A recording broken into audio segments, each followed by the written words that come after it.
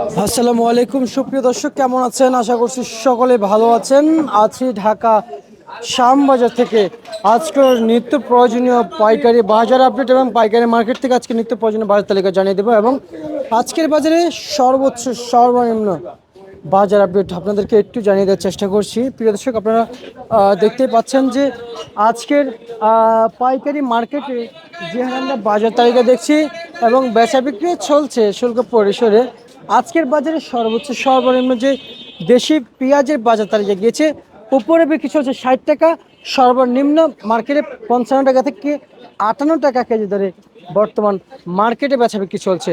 প্রিয় দর্শক বন্ধুরা, বর্তমান মার্কেট প্রাইস এবং এই যে বড় রসুন রসুন এই সমস্ত রসুন মার্কেটে 65 টাকা কেজি দরে বিক্রি চলছে এবং আজকে রসুনের সর্বোচ্চ বাজার যেগুলো ভালো সেগুলো 70 টাকা গিয়েছে এবং সর্বনিম্ন আজকে 60 টাকা কেজি দরে বেচা বিক্রি চলছে।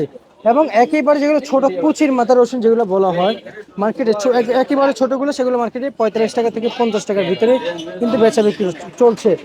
এবং চায়না রসুন 105 টাকা থেকে সর্বনিম্ন বিক্রি চলছে 95 টাকা পর্যন্ত।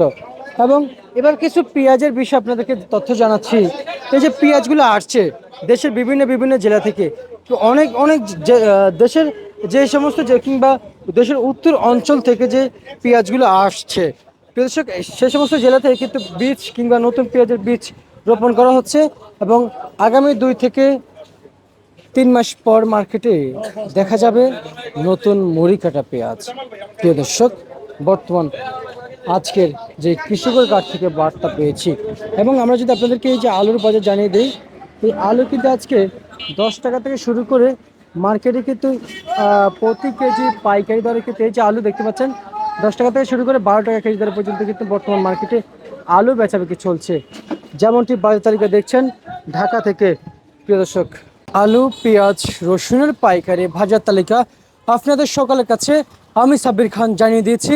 এ ছিল আজকের সর্বোচ্চ বাজার তালিকা ঢাকা থেকে।